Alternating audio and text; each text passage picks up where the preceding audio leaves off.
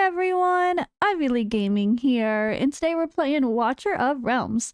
For today's video, I'm going to do my summons with the Ancients.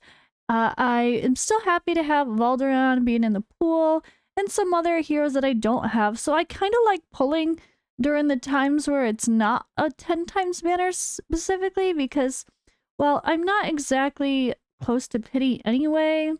So I'm not too concerned about hitting another pity. We just hit Laia not too long ago. So pulling now is just getting me closer toward another legendary Lord guarantee. So why not?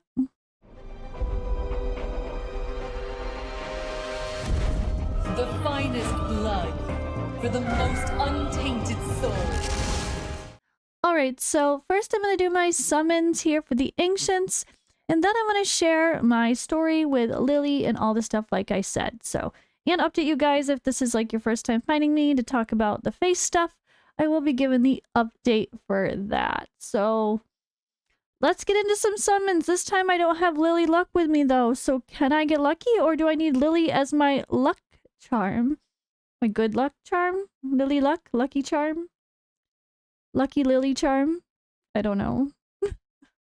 Alright guys, yeah, I'm still trying to deal with all this, but I'm trying. I'm not quite 100% back to like normal content yet, but hopefully if the eye gets better soon, I will be able to post daily, but that's not happening yet. But I'm gonna try to post more often, at least now that I'm home from the clinic. Obviously, I couldn't do much there. Alright, let's get started with these singles. We're just gonna get right into it. So, I would love a Praetus, a Valderon, Elder, King Harz I don't actually have either. I have Vargas, okay, the Epic. But yeah, there's a lot of the legendary lords that I don't have. I don't have Ardea as far as one of the boosted. I don't think I ever got Eunomia either, do I? Ooh. Carnelian, Pelagios. There's wait, we got him. Yeah, no. Yeah, I don't have Pelagios either. Uridin would be amazing.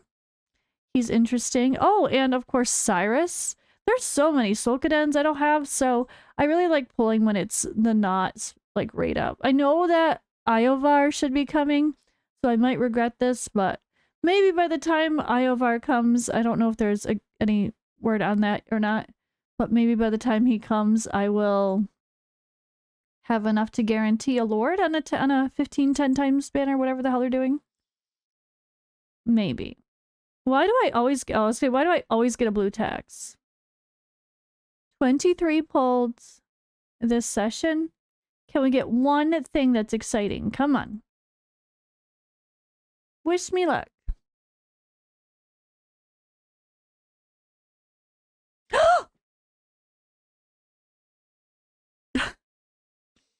I already have Ajax, but I need to start using him more. I think people like to hate on him, but he's actually quite useful. I've seen some fun content with him, and he now has an Awakening 1.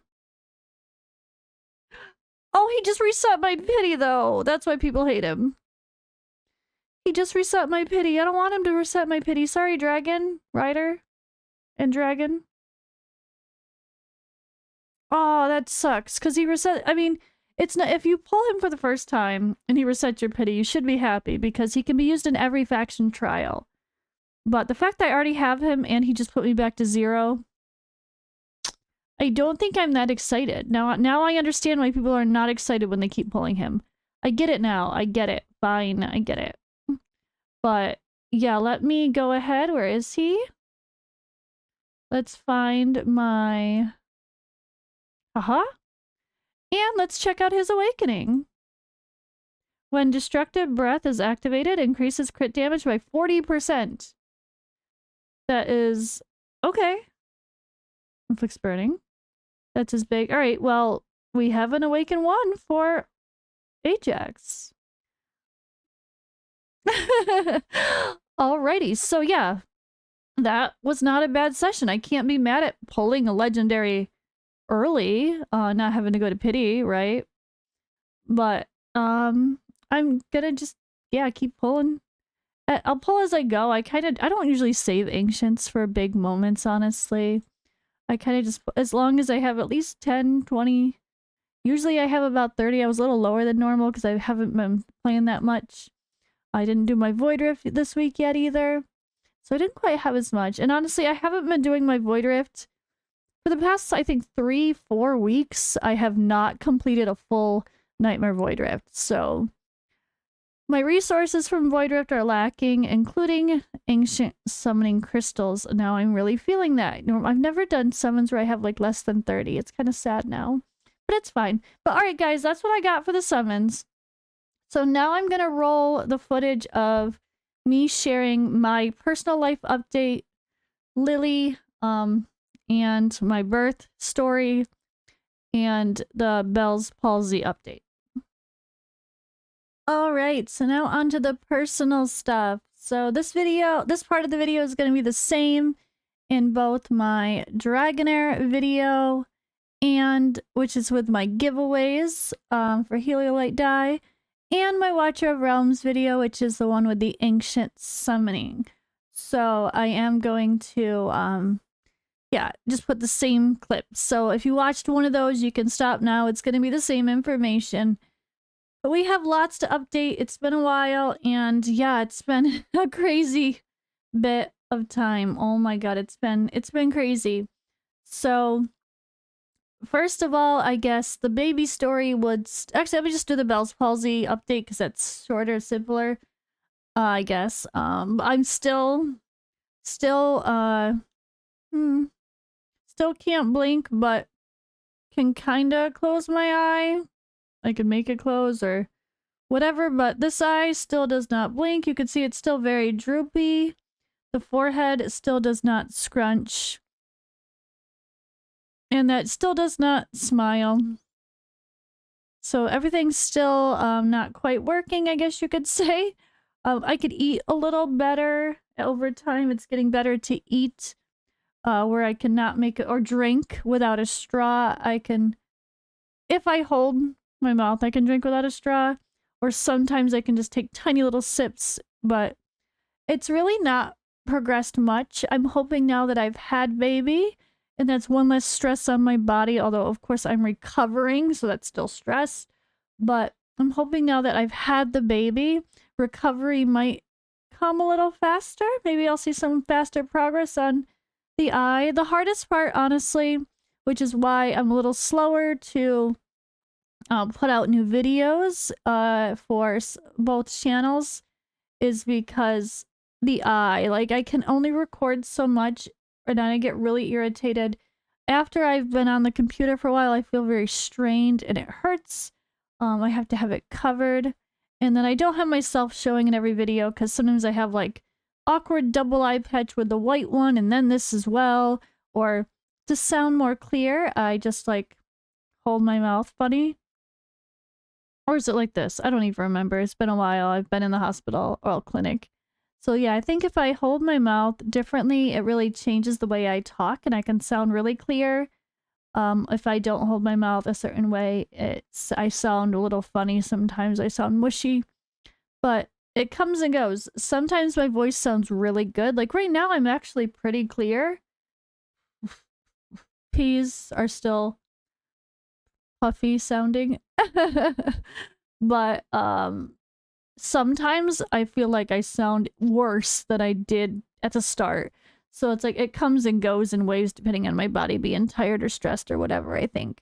But yeah, it's been a battle. So far I have had some eye irritation. I have some weird like little sores on the eyes and the corner of my eye, and now I have I have like 3 sores on my eye. And before I had the baby, the plan was going to be to sew my eyes shut.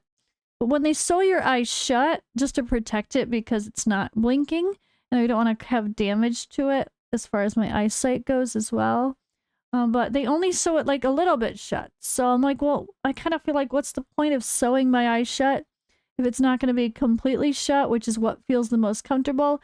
If I'm still going to be uncomfortable with my eye half open, and I still have to put an eye patch on it anyway, and like what's the point? I'd rather just sew the whole thing totally shut, which I don't think they really can do well. Because it's not necessarily as successful versus, yeah, I don't know. All right, well, that's the eye stuff. It's been bothering me a lot from time to time. There's some days I can barely even be on my phone, let alone the PC. But hopefully it gets better, and I am going to try to show myself on video more often, even though I look derpy, and I'm not going to worry about being self-conscious. I'm going to just be open and honest and share my journey with you guys and hang out with you, even though I don't always look the best. So we'll see. We'll see if I can start. It's kind of the bright lights also are make me a little more sensitive, but I'll try. So yeah, I'm guessing I'm gonna do my birth story. Why not? I'm gonna tell my birth story about how it all happened, what decisions were made, why they were made, and how she's doing. And it's been amazing, honestly, to have her. I definitely feel strongly connected to her. She's so precious. She's adorable, as you can see. Can't deny how friggin' cute she is. Yeah. My birth story, I guess, starts on, I guess, the 12th I went to bed, Friday, and I was laying in bed just about to, I think I had just put my phone down, was ready to fall asleep, and I heard a pop sound and felt moisture. And I knew my water broke. That's a thing. I did read that you can actually hear a pop sound when your water breaks sometimes, and I did. But it's not like the movies where it just comes gushing out and it's all over a floor on a huge puddle. It's not usually like that. It kind of trickles out, but continuously, but maybe slowly. So as soon as it happened, I checked and I'm like, yep, I feel wetness. And I quickly went into the bathroom, and sure enough, it was like you keep peeing and it doesn't really stop. Oh yeah, by the way, guys, I'm going to be totally unfiltered here. This is going to be saying all the details, gross or not gross, blunt or not blunt. I'm going to be very unfiltered, so yeah, just be prepared. I'm not TMI might happen. But that's part of motherhood, that's part of labor, that's part of all of this. And I don't think I could really get away with sharing a birth story without a little bit of TMI, honestly. So the water broke, and of course I did not panic, honestly, because I know how long labor takes. Like, usually you're in late, although usually I'm in the small percentage. 8 to 10% of people apparently have their water break before they're in labor. I had no contractions. I was not in labor yet before when my water broke. I don't even think I was not dilated. I was not contracting. I was completely normal. I mean, like, yeah, I was having some, like, the random Braxton Hicks contractions every day, which is always the case. But yeah, I'm one of those rare people that their water broke and then their labor actually started, which is, I guess, a good thing because then it progresses much faster and your labor's a lot shorter, supposedly. But yeah, that we're going to talk about that. So I just, as soon as my water broke, I'm like, well, okay, I have to call the doctor. I have to wake up Lau, Odd One, my husband, Odd One Gaming. I had to wake him up. But I didn't do that right away. I repatched up my eye. I cleaned my eye. I did my eye patch. I got all that stuff sorted, and then I told him. So I was like, you know what? We can't just rush out the door anyway. I have to, let's pack my bag. Let's make sure I have everything we need for the hospital, the clinic, a private clinic that I went to, and then let's slowly leave. So I told him. He called the doctor. Of course, the doctor said immediately, yes, head to the clinic. Don't rush, but yes, head to the clinic. Because once your water breaks, the baby is now more vulnerable. You're more vulnerable to infection. So you need to go somewhere where you're going to be, monitored. And things start happening a lot faster once the water breaks as well. So we get to the clinic, and the contractions are coming quick. Like, just on the car ride, which is like a 15-20 minute drive with no traffic, I was really noticing how fast the contractions were changing. And like they were happening more often and they were hurting, of course, as well. But by the time I got there, they really started to hurt. And it didn't take long before I was really, really struggling to just deal with the contractions themselves. And so the first thing they did was put the like baby monitor on me, where they monitor the heartbeat and they strap a bunch of stuff to my belly. And that's what we did first, was just monitor the baby for like half an hour. I think we tried to just monitor the baby and my contractions at the same time. And they were getting really intense. They brought me into a room. After the doctor checked me, it was kind of like, yeah, you're like a centimeter dilated, but like maybe 2, whatever. Or it's like, I can't remember. It was not much. It was like, it was very early on.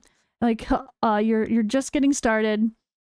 I think it was like 1 centimeter dilated, or like, yeah, he's like, okay, you just got started, so I'll come back and check with you in like an hour or 2. So I think we went to the room, and luckily I was able to go in there and just use my own private bathroom and breathe and try to deal with it. And my God, I couldn't handle it. They got bad quick. So by the time the doctor checked me again, we were at 3 centimeters dilated. That was it. I think that was after the 3 centimeters dilated point. I couldn't imagine handling much more pain, honestly. I couldn't. It was so much harder than I could have ever imagined, honestly. So much harder. I really, really, I feel like I went into childbirth, labor, all this stuff mentally prepared, knowing it was going to be like the worst pain of my life. I knew it. That wasn't scaring me. I knew it was going to be terrible.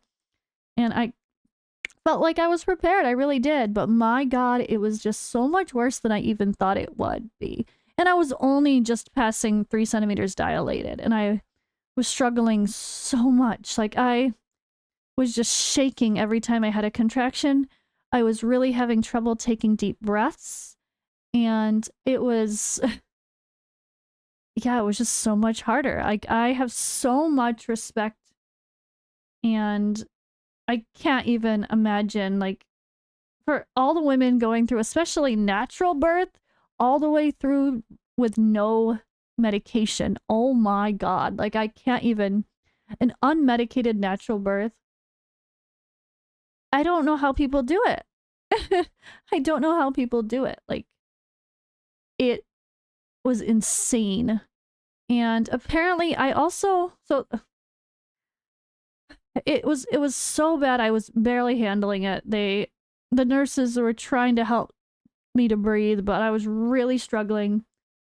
They were monitoring the baby, and the doctor kept checking me, and I really started to bleed a lot too. That, like, from the cervix, just in the early labor. I don't know how far I got dilated before we kind of changed the plan, but so for one, the doctor kept checking me, and the baby's head was not in the right position. It was like face up, I think they said, and the face was not in the way they'd want it to be. And there was potential that the baby would not be in a good position to natural birth delivery. So the other thing was getting an epidural. So all right, they knew I was in a lot of pain. I said they were looking into getting me an epidural. But where I live in Romania, it's a small city, and even the bigger city, there's a lack of anesthesiologists, a lack of people that can do that and monitor it, that are available at any given time. But luckily for me, supposedly luckily, there was another woman getting a C-section, and the anesthesiologist was coming to the building anyway. So they're like, we can get you the epidural. And I was like, oh, thank God. And it's just to be about an hour. So like, all right, an hour, I can do it. And so the anesthesiologist got there, and we find out that they don't have any, like, of the actual epidural product, whatever the hell it is. They don't have any. And at that point, I mean, my heart sank because I knew how much pain I was in, and I could not imagine handling the pain I was in for much longer. And I think at that point, it had only been like 3 hours. I think 4 hours. 4 hours of labor. And it was just so intense. And I couldn't imagine it getting so much worse. I just couldn't. Um I don't know. It was really intense, and it was not, I don't know. I don't know that I would say I couldn't handle it, but I was scared. It was so much. And I think the doctor made us, well, gave us the option. He's like, "All right, well, we can try for a few more hours, and I could give you something to try to make the dilation progress faster so the baby can come faster." But my contractions were very short, but very intense, but they were short. And so he made it very clear, like, the contractions are going to get longer and more painful. And there still could be a few hours to go at least. And if we try that and wait a few hours, it's not going to guarantee that everything's going to be ready for that natural birth in time. Plus the baby. Like, even if we get to the point where we're dilated enough, is the baby in the right position? Is the baby going to be able to be adjusted? That wasn't a guarantee, and we could have had to been forced to do a C-section anyway. So I got the option to just do a C-section as soon as possible right now. Let's just do that and not wait, or wait after getting something to help progress labor, and see how it goes. And I feel like it was, I want to say it was a weak decision, but knowing how much I was going through, I don't think I was weak. I think I was just human. And knowing the other scenarios, which I'll kind of say after in a moment, like I'll kind of put it all together, I guess. Knowing all the situation, I think I had to make the decision to just be like, yes, let's do a C-section now. I had to think about it.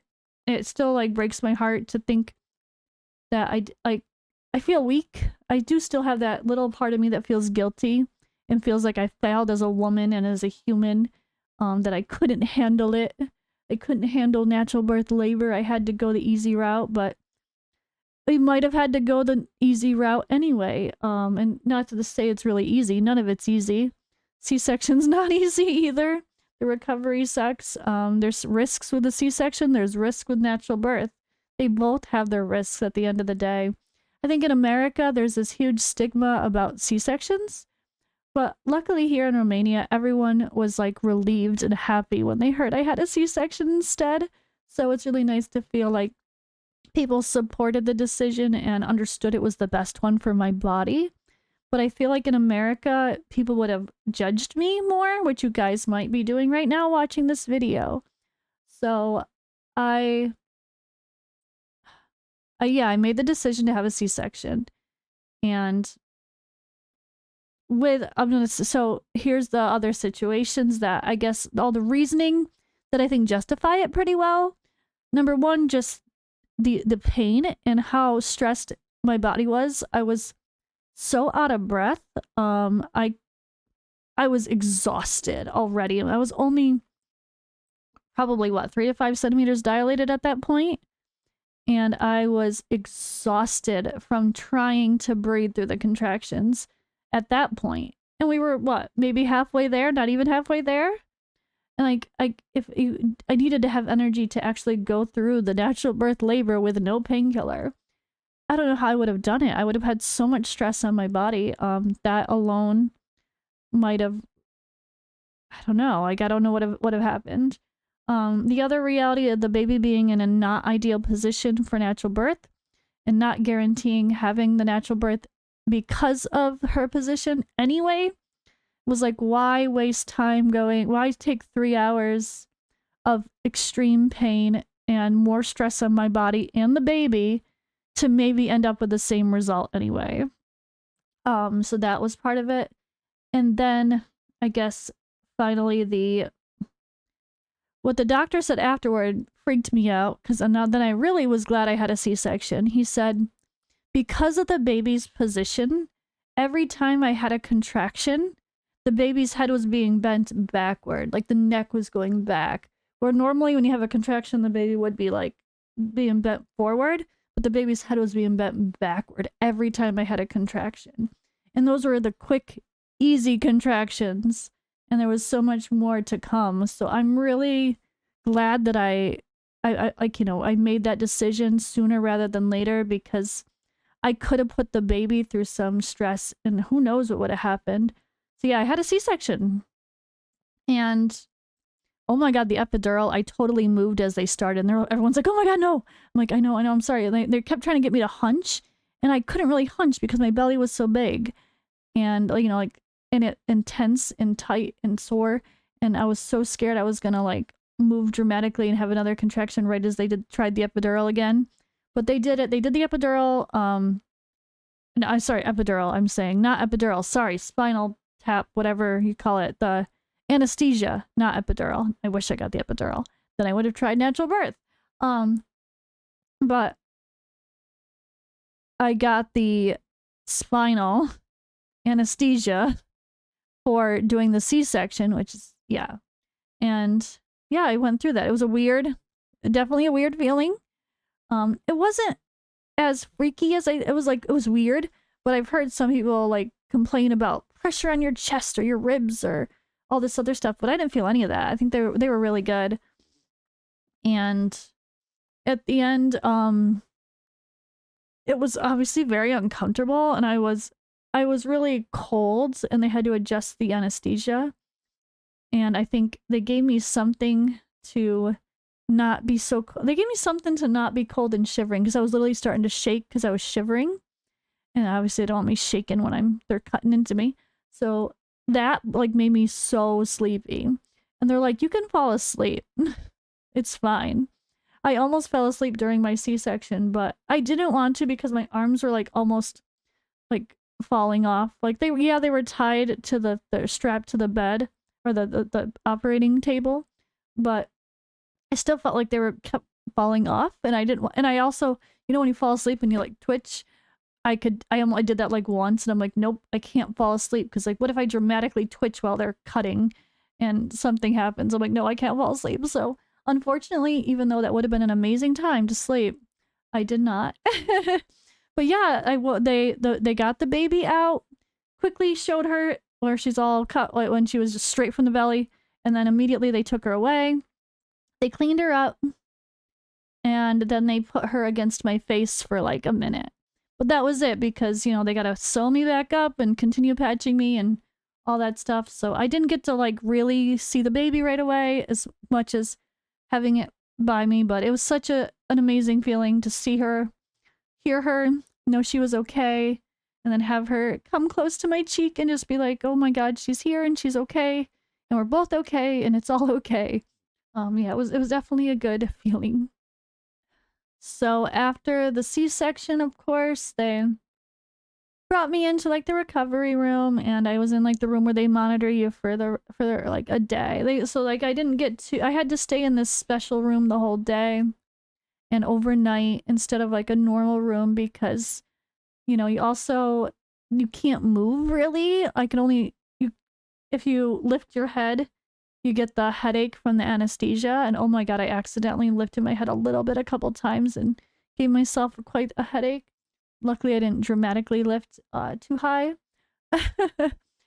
But it was really, really a crazy experience. And there's, of course, still a lot of pain with all of it. Like the pain with the surgery, and then your vagina's still bleeding. You still have to get rid of all the stuff that's in there. It's interesting. It was interesting to say the least. I did get to hold the baby more, of course, once I was in the room. I got to try to start breastfeeding, and yeah, it was an experience. And then the next day, they were able to move me into my proper room, where I actually stayed from Sunday all the way until Thursday. They kept me a while.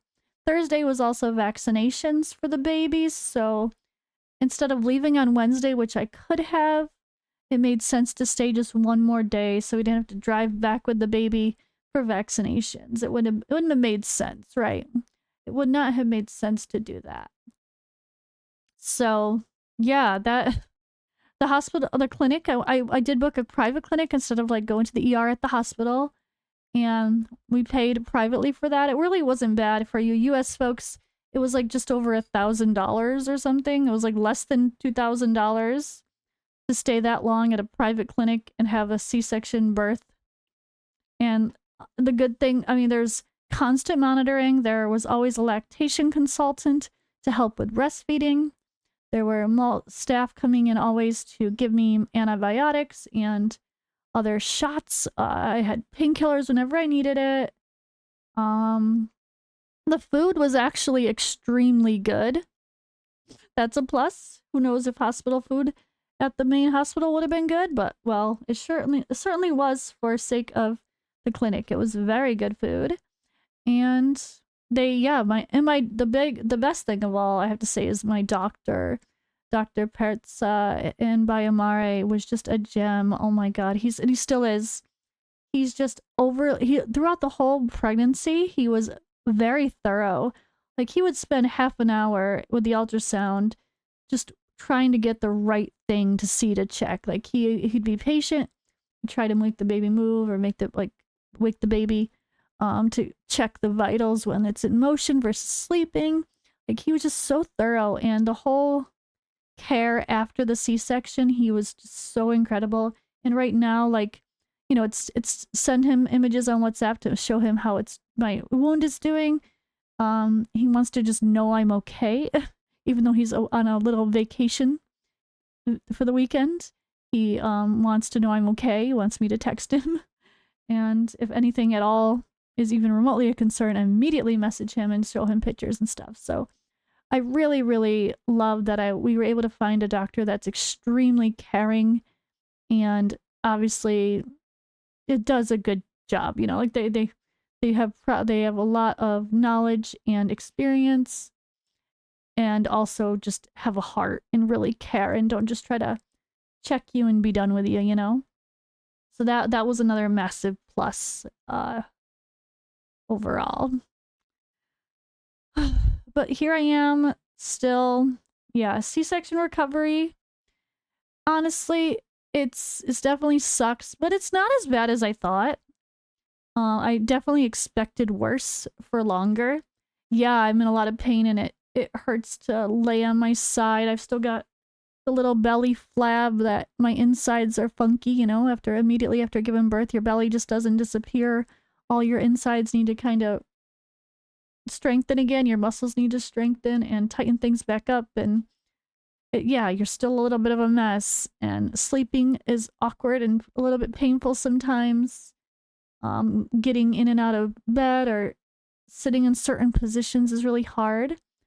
But it's not that bad. So I'm like, what, 1 week? I'm 1 week since the C-section and I'm okay. Like, the biggest thing I think is if I try to do too much, like yesterday I was unpacking stuff and unpacking an order I got and putting couch covers on and organizing things, and I think I just did too much and I got exhausted very easily. I got winded, and then my stomach, where my incision is definitely really hurt.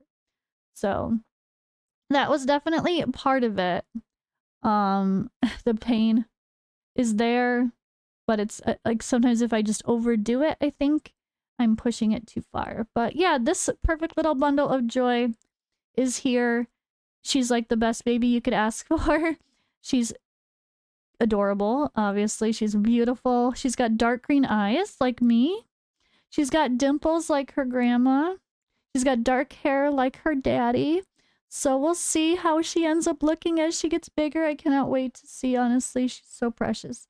But she's such a good baby. She sleeps way longer than you'd expect. She eats a lot and sleeps a lot.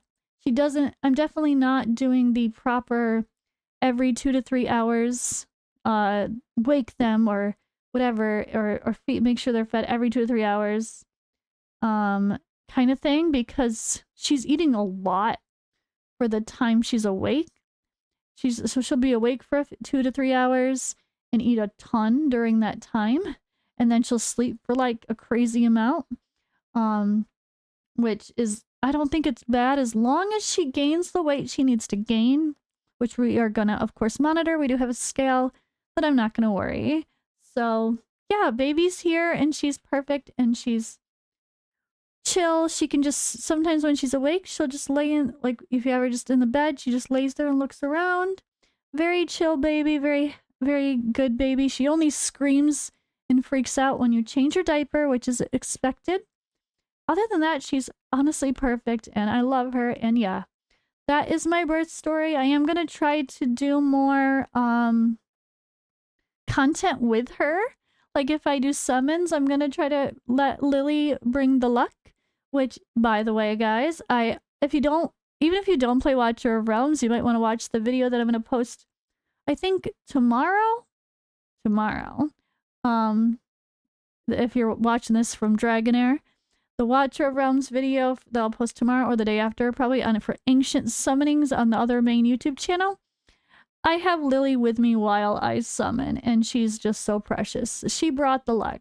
So she's definitely a good luck charm. She brought me luck for some Watcher summons, so maybe she'll bring me some luck for some Dragonair summons as well, which I will be doing very soon because we have the event going on. So that's my big update. This was a long video. This was a long chat, but I really wanted to take the time to kind of share my story, and maybe other people will relate to it. Like I had Mortar Mike talk to me about, like, his wife had 3 C-sections or 2 or whatever it was. And he couldn't believe how much people judge her for it. It's like a lot of it's out of our control. Like we can't make the baby be in the perfect position for a natural birth. We can't control the fact that our bodies are going through some stuff that might be dangerous for the baby or might be of concern. Oh yeah, speaking of my C-section, I forgot to mention that apparently I have a bleeding problem. I might have I don't know if it's something I need to look into, but I bled a lot. Like from my skin, from my whatever, bled a lot. So not only before, during labor, but during the C-section, the doctor said I extremely had high, bleeding. Yeah, really freaky. But anyway, it could have been worse. Like, what would have happened in natural birth? Would I have had something else? Like, would that have been worse, or would it have been better? I don't know. But at the end of the day, like, I really hope that nobody would judge me for having a C-section, because the doctor might have made me do it anyway. I did make the decision to do the C-section instead of wait a few more hours of labor, but I think that was the best decision for me, so I'm not going to regret it. I'm going to try my best to not have guilt about it for my whole life, right? You don't want to have guilt about it. And yeah, we're going to enjoy our precious little bundle of joy. She is so perfect. And okay, if you sat here through this whole conversation, I appreciate you guys wondering what's going on with me and wanting to hear my story. But everyone's birth story is so different, and it's really interesting to see what people go through. And it really just makes you respect what a woman's body can do and how strong you have to be to have a baby. It's terrifyingly scary, painful, and my God, I just, have a lot of respect for every mama out there. And whether you have a C-section or natural birth, it's hard. It's a lot on your body, and I really hope people always respect, and I hope every daddy out there is understanding and as amazing as I am luckily with Odd One. He's just so perfect and helpful, and, you know, like, willing to do whatever he can because he knows I'm on full-time duty as mama. I don't get a day off, so he helps as much as he can, and he's been really good, I hope.